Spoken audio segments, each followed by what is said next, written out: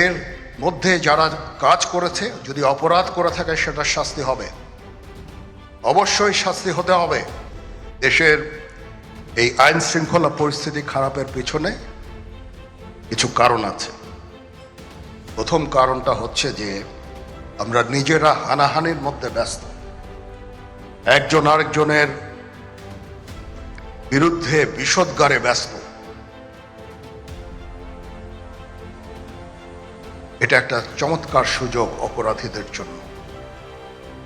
যেহেতু আমরা একটা অরাজক পরিস্থিতির মধ্যে বিরাজ করছি, তারা খুব ভালোভাবেই জানে যে এই সময়ে যদি এই সমস্ত অপরাধ করা যায় তাহলে এখান থেকে পরিত্রাণ পাওয়া সম্ভব। সেই কারণে এই অপরাধগুলো হচ্ছে। আমরা যদি সংগঠিত থাকি, একত্রিত থাকি, তাহলে অবশ্যই এটা সম্মিলিতভাবে মোকাবেলা করা সম্ভব হবে। Police, RAB, BGB, DGFI, NSI এগুলো দেশের জন্য অত্যন্ত গুরুত্বপূর্ণ কাজ করেছে অতীতে। খারাপ কাজের সাথে অসংখ্য ভালো কাজ করেছে। আজকে যে দেশের স্থিতিশীলতা, দেশটাকে যে এত বছর স্থিতিশীল রাখা হয়েছে, এটার কারণ হচ্ছে এই সশস্ত্র বাহিনীর বহু সেনা সদস্য, সিভিলিয়ান সবাই মিলে এই অর্গানাইজেশনগুলোকে, অসামরিক, সামরিক সবাই মিলে এই অর্গানাইজেশনগুলোকে এফেক্টিভ রেখেছে। সেই জন্য আজকে সুন্দর, এতদিন ধরে আমরা একটা সুন্দর পরিবেশ পেয়েছি। এর মধ্যে যারা কাজ করেছে, যদি অপরাধ করে থাকে সেটার শাস্তি হবে, অবশ্যই শাস্তি হতে হবে। না হলে এই জিনিস আবার ঘটবে। আমরা সেটাকে বন্ধ করতে চাই চিরতরে, কিন্তু তার আগে মনে রাখতে হবে আমরা এমনভাবে কাজটা করব এই সমস্ত অর্গানাইজেশনগুলো যেন আন্ডারমাইন না হয়। আজকে পুলিশ সদস্য কাজ করছে না, একটা বিশাল বড় কারণ হচ্ছে অনেকের বিরুদ্ধে মামলা, অনেকে জেলে। RAB, BGB, DGFI, NSI panicked. বিভিন্ন দোষারোপ, গুম, খুন ইত্যাদি তদন্ত। আসসালামু আলাইকুম দর্শক, নতুন একটি খবরে আপনাদের সবাইকে স্বাগতম। আশা করছি আপনারা ভিডিওর শুরুটা দেখেই বুঝতে পেরেছেন আজকের নিউজটা ঠিক কতটা গুরুত্বপূর্ণ হতে চলেছে এবং ঠিক কোন দিকটাকে ইঙ্গিত করছে। তাই বলবো দর্শক, যারা ভিডিওটি দেখতে শুরু করেছেন তারা অবশ্যই নিউজটি না টেনে সম্পূর্ণ মনোযোগ সহকারে দেখবেন, তাহলে এই বিষয় সম্পর্কে আসল তথ্যগুলো জানতে বা বুঝতে পারবেন। তো প্রিয় দর্শক, আমি আর কথা বাড়াবো না। ভিডিওর শুরুতে আপনাদের যেই ভিডিওগুলোর অংশবিশেষ দেখিয়ে শুরু করেছিলাম সেই ভিডিওগুলোর বিস্তারিত আলোচনা দেখব। তবে তার আগে অনুরোধ, যারা এখনো চ্যানেলটি সাবস্ক্রাইব করেননি সকলে চ্যানেলটি সাবস্ক্রাইব করে পাশে থাকা বেল আইকন বাজিয়ে দিন। আর যারা ইতিমধ্যে সাবস্ক্রাইব করে রেখেছেন তাদেরকে অসংখ্য ধন্যবাদ। প্রিয় দর্শক, চলুন একটি লাইক দিয়ে আমরা ধারাবাহিকভাবে সবগুলো ভিডিওর বিস্তারিত আলোচনা দেখে আসি। চলছে, অবশ্যই তদন্ত হবে, দোষীদের বিচারের আওতায় আনতে হবে। এমনভাবে কাজটা করতে হবে যেন এই অর্গানাইজেশনগুলো আন্ডারমাইন না হয়। এই অর্গানাইজেশনগুলোকে যদি আন্ডারমাইন করে আপনারা মনে করেন যে দেশে শান্তি শৃঙ্খলা বিরাজ করবে, সবাই শান্তিতে থাকবেন, সেটা হবে না, সেটা সম্ভব না। আমি আপনাদের পরিষ্কার করে বলে দিচ্ছি, এই দেশের শান্তি শৃঙ্খলা রক্ষার দায়িত্ব খালি সেনাবাহিনীর না। 2 লক্ষ পুলিশ আছে, বিজিবি আছে, র্যাব আছে, আনসার ভিডিপি আছে, আমার আছে হচ্ছে 30,000 সৈন্য। এদেরকে আমি এই যে একটা বিরাট ভয়েড, আমি এই 30,000 সৈন্য দিয়ে আমি কিভাবে এটা পূরণ করব? 30,000 থাকে, আবার 30,000 চলে যায় ক্যান্টনমেন্টে, আরো 30,000 আসে। এটা দিয়ে আমরা দিন রাত আমরা চেষ্টা করে যাচ্ছি। এখানে যে সমস্ত উচ্ছৃঙ্খল কাজ হয়েছে সেটা আমাদের নিজস্ব তৈরি, এটা আমাদের নিজস্ব ম্যানুফ্যাকচার, আমরা নিজস্ব এইগুলো তৈরি করেছি। এই বিপরীতমুখী কাজ করলে এসে কখনো শান্তি শৃঙ্খলা আসবে না, এই জিনিসটা আপনাদের মনে রাখতে হবে।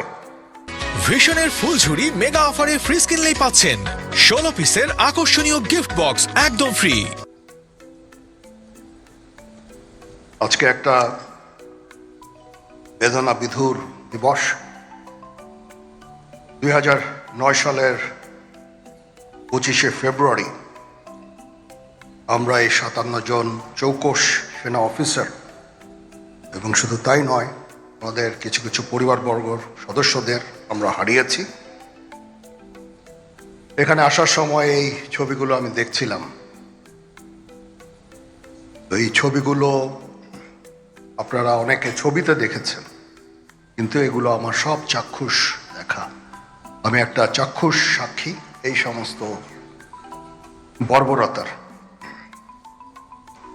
একটা জিনিস আমাদের সবসময় মনে রাখতে হবে, এই বর্বরতা কোনো সেনা সদস্য করেনি, সম্পূর্ণটাই তদানীন্তন বিজিবি সদস্য দ্বারা সংঘটিত। Full stop. এখানে কোনো ইফ এবং বাট নাই।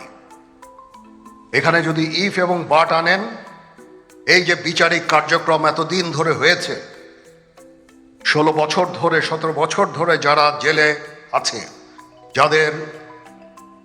যারা কনভিক্টেড, সেই বিচারিক প্রক্রিয়া ব্যাহত হবে।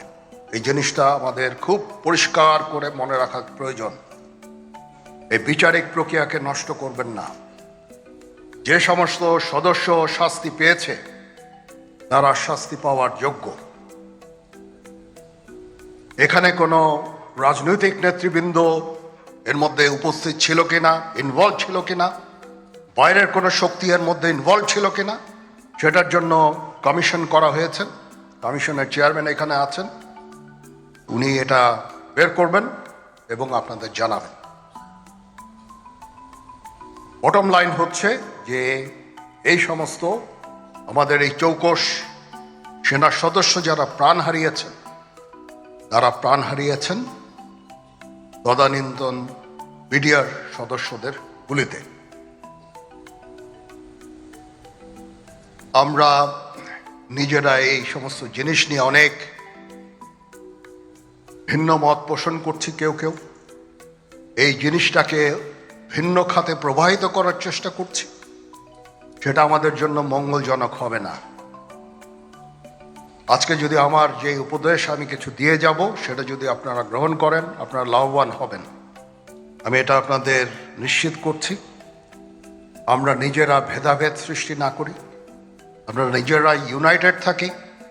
আমাদের মধ্যে যদি কোনো সমস্যা থেকে থাকে, কোনো ব্যত্যয় থেকে থাকে, কোনো গ্রিভান্সেস থেকে থাকে, সেটা আমরা আলোচনার মাধ্যমে সমাধান করব। এটার জন্য ডানে বায়ে দৌড়িয়ে কোনো লাভ হবে না, নিজের ক্ষতি ছাড়া কোনো লাভ হবে না। আমি আপনাদের এই জিনিসটা নিশ্চিত করে দিচ্ছি। কিছু কিছু সদস্যদের দাবি যে তারা 2009 সাল থেকে আজ পর্যন্ত বিভিন্ন শাস্তি পেয়েছেন। কেউ কেউ দায়ী করছেন যে তারা অযাচিতভাবে শাস্তি পেয়েছেন। এটার জন্য আমি একটা বোর্ড করে দিয়েছি, একজন লেফটেন্যান্ট জেনারেল সেই বোর্ডের সদস্য। প্রথম ফেজে 51 জন সদস্যর ব্যাপারে আমার কাছে রিকমেন্ডেশন নিয়ে এসেছে। তার রিকমেন্ডেশনের অধিকাংশই আমি গ্রহণ করেছি এবং আরও বেশি আমি দিয়েছি। নেভি এয়ারফোর্সও তাদের এই কার্যক্রম চালিয়ে যাচ্ছে। আমার স্ট্যান্ড পয়েন্ট হচ্ছে, যদি কেউ অপরাধ করে থাকে সেটার জন্য কোনো ছাড় হবে না, বিন্দু মাত্র ছাড় নাই। আমি আপনাদের পরিষ্কার করে দিচ্ছি, it is a discipline force. Discipline ফোর্সকে ডিসিপ্লিন থাকতে দেন। আজকে এই যে দেশের ক্রান্তি লগ্নে সমস্ত বাহিনী, সমস্ত অর্গানাইজেশন বিপর্যস্ত হয়ে পড়েছে। খালি সেনাবাহিনী টিকে আছে, বিমান বাহিনী টিকে আছে, নৌবাহিনী টিকে আছে। কেন? Because of discipline. তারপরেও আমি আমার অফিসারকে আদেশ দিয়েছি, যদি সামান্যতম কোনো সন্দেহের অবকাশ থাকে, কোনো কার বিরুদ্ধে যেই অ্যাকশন নেওয়া হয়েছে, অপরাধী কিনা যদি সামান্য কোনো সন্দেহের অবকাশ থাকে, সেটা তাদের ফেভারে যাবে। এটা হচ্ছে আমার ঢালাও নির্দেশ। সেই হিসাবে বিভিন্ন প্রস্তাব আমার কাছে এসেছে। কোনো প্রস্তাবে আমি আরো আমার নিজে থেকে যোগ করে আরো বেশি আমি দিয়েছি। এভাবে পর্যায়ক্রমে অফিসাররা অ্যাপিয়ার করবে, আসবে, এবং তাদের এই জিনিসগুলো আমরা দেখব। দেখে যদি মনে হয় যে তাদেরকে ডিল করার অবকাশ আছে কিছু, অবশ্যই আমরা করব। এটা ন্যায় নীতিতে আমরা প্রতিষ্ঠিত থাকব ইনশাআল্লাহ। আপনারা কিছু মনে করবেন না, আজকে আমি একটু পরিষ্কার করে আমি কথা বলতে চাই। আপনাদের সবার হয়তো ভালো নাও লাগতে পারে, কিন্তু বিশ্বাস করেন, আমার এটা যদি আপনারা গ্রহণ করেন, আপনারা লাভবান হবেন, কোনো ক্ষতি হবে না দেশের। আমার অন্য কোনো আকাঙ্ক্ষা নাই। আমার একটাই আকাঙ্ক্ষা, দেশ এবং জাতিটাকে একটা সুন্দর জায়গায় রেখে ছুটি করা। I had enough. Was last 7-8 months I had enough. আমি চাই দেশ এবং জাতিকে একটা সুন্দর জায়গায় রেখে আমরা সেনানিবাসে ফেরত আসব।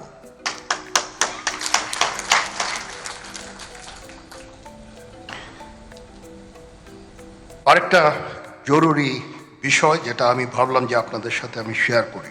দেশের এই আইন শৃঙ্খলা পরিস্থিতি খারাপের পেছনে কিছু কারণ আছে। প্রথম কারণটা হচ্ছে যে আমরা নিজেরা হানাহানির মধ্যে ব্যস্ত, একজন আরেকজনের বিরুদ্ধে বিষোদ্গারে ব্যস্ত। এটা একটা চমৎকার সুযোগ অপরাধীদের জন্য। যেহেতু আমরা একটা অরাজক পরিস্থিতির মধ্যে বিরাজ করছি, তারা খুব ভালোভাবেই জানে যে এই সময়ে যদি এই সমস্ত অপরাধ করা যায় তাহলে এখান থেকে পরিত্রাণ পাওয়া সম্ভব। সেই কারণে এই অপরাধগুলো হচ্ছে। আমরা যদি সংগঠিত থাকি, একত্রিত থাকি, তাহলে অবশ্যই এটা সম্মিলিতভাবে মোকাবেলা করা সম্ভব হবে। Police, RAB, BGB, DGFI, NSI এগুলো দেশের জন্য অত্যন্ত গুরুত্বপূর্ণ কাজ করেছে অতীতে। খারাপ কাজের সাথে অসংখ্য ভালো কাজ করেছে। আজকে যে দেশের স্থিতিশীলতা, দেশটাকে যে এত বছর স্থিতিশীল রাখা হয়েছে, এটার কারণ হচ্ছে এই সশস্ত্র বাহিনীর বহু সেনা সদস্য, সিভিলিয়ান সবাই মিলে এই অর্গানাইজেশনগুলোকে, অসামরিক, সামরিক সবাই মিলে এই অর্গানাইজেশনগুলোকে এফেক্টিভ রেখেছে। সেই জন্য আজকে সুন্দর, এতদিন ধরে আমরা একটা সুন্দর পরিবেশ পেয়েছি।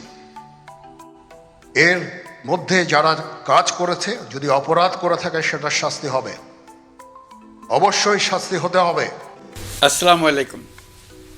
আজ আমরা পুরো জাতি একসঙ্গে স্মরণ করছি এমন একদিন যা এদেশের ইতিহাসে গভীর ছাপ রেখে গেছে। 5ই আগস্ট শুধু একটি বিশেষ দিবস নয়, এটি একটি প্রতিজ্ঞা, গণজাগরণের উপাখ্যান এবং ফ্যাসিবাদী শাসন থেকে জাতির পুনর্জন্মের দিন। আজ আমি গভীর শ্রদ্ধার সঙ্গে স্মরণ করছি 1971 সালের স্বাধীনতা যুদ্ধের সকল বীর মুক্তিযোদ্ধাদের, যাদের আত্মত্যাগে আমরা পেয়েছি স্বাধীন সার্বভৌম বাংলাদেশ। 1971 সালে সাম্য, মানবিক মর্যাদা ও সামাজিক ন্যায় বিচার প্রতিষ্ঠার লক্ষ্যে এদেশের জনগণ সশস্ত্র মুক্তিযুদ্ধে অংশগ্রহণ করেছিল। লাখো প্রাণীর বিনিময়ে একটি স্বাধীন রাষ্ট্র প্রতিষ্ঠা হয়েছিল। কিন্তু স্বাধীনতার অর্ধ শতাব্দী পরেও এদেশের মানুষ সুবিচার ও গণতন্ত্র থেকে বঞ্চিত হয়েছে, বৈষম্যের শিকার হয়েছে। 2024 সালের উত্তাল জুলাই ছিল বাংলাদেশের ইতিহাসে এক সংকটময় অধ্যায়। 16 বছরের পুঞ্জীভূত ক্ষোভের বহিঃপ্রকাশ।